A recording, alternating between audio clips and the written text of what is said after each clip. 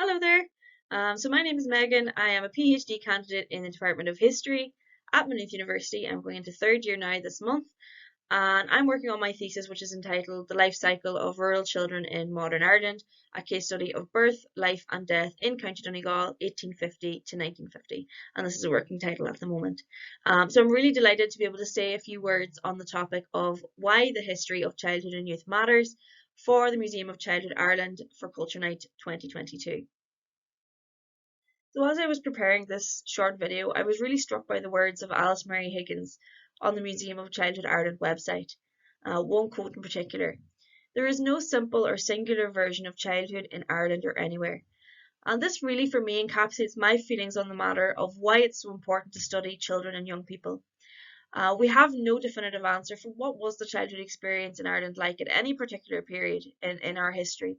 And I think that's why it's so important that we continue to study the experiences of children and young people in various aspects of their lives to try to, draw some conclusions as much as is possible. And furthermore, children and youth of the past, as much as today, deserve to have their experiences recorded, for historical memory. And I suppose for many of us, this may seem common sense. Any of us who are interested in the study of children or young people or social history in general, but this was not always the case. As over the decades, history was dominated by economic history and political history and the study of big men. And the study of children and young people really only emerged with a quite recent turn to social history. And it was in the 1960s that we see this emergence of the study of the history of children and youth. And it took a little bit longer for that to even emerge in Ireland. It was kind of the 70s, 80s, 90s before we see that here. And it's important to note as well that young people's experiences would have differed widely depending on a range of factors, including their socio-economic background, their religion, their geographical place of origin, the community of which they were born, and the language which they spoke. And this is why I think the case studies in the history of children and youth is so important, just as much as the large scale projects, to try to capture the intricacies of experience as much as is possible. So particularly for me, I have found that the study of rural children living in Ireland has been quite neglected, and in particular the experiences of children who were born and raised in Gaeltacht or Irish speaking areas in the northwest in particular, and my case study looks at Donegal. And I think it's really important that we can, turn our attention to these kind of histories of childhood as well. Potential pitfalls and how to avoid them. So there's one thing in particular I want to engage with here, and that is the fact that there has been a tendency to focus on the negative aspects, the dark history of childhood and youth in Ireland thus far. And of course, there's no denying that these experiences are worthy of detailed analysis, but we must, however, also look at the positive aspects of Irish childhood and try to find happiness among what we, in modern terms, perceive to be very negative childhood experiences. And there's a great text edited by Mary Hatfield on happiness in 19th century Ireland, which is not entirely centred on children and young people, but does delve into this topic. And one way that I have done this in my own research is by looking at leisure and play in the lives of children growing up in Donegal during my study period.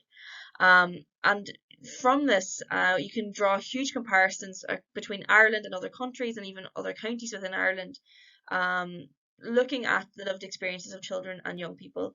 And just one example of this is Peter the Elder's 16th century painting shown on the slide here, depicting children's games. And we can see parallels with the games played in 16th century Europe and in modern day Ireland, which I think is so interesting.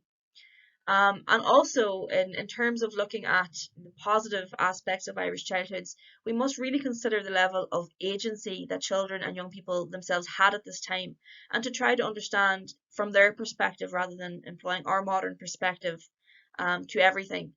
And it's very easy to say historically that children growing up in Ireland had very hard lives, and from a modern perspective, they did. But some aspects which we consider to be, tough or even cruel were actually a source of pride for young people at the time.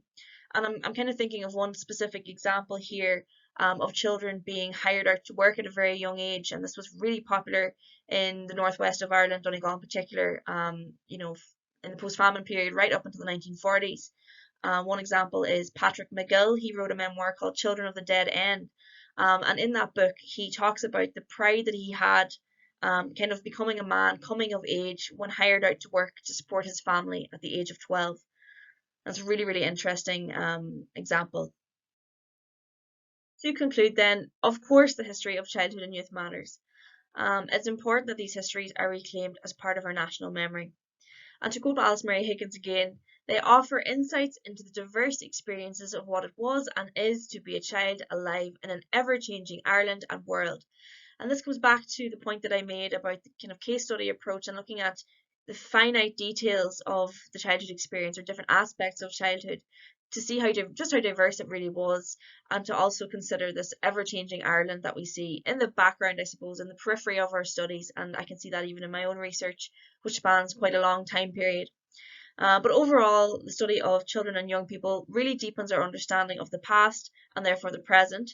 And we can see just how far we have come in the realm of children's rights and actually allowing young people to enjoy their childhood and be free from adult responsibilities, something which was not always a priority in the past.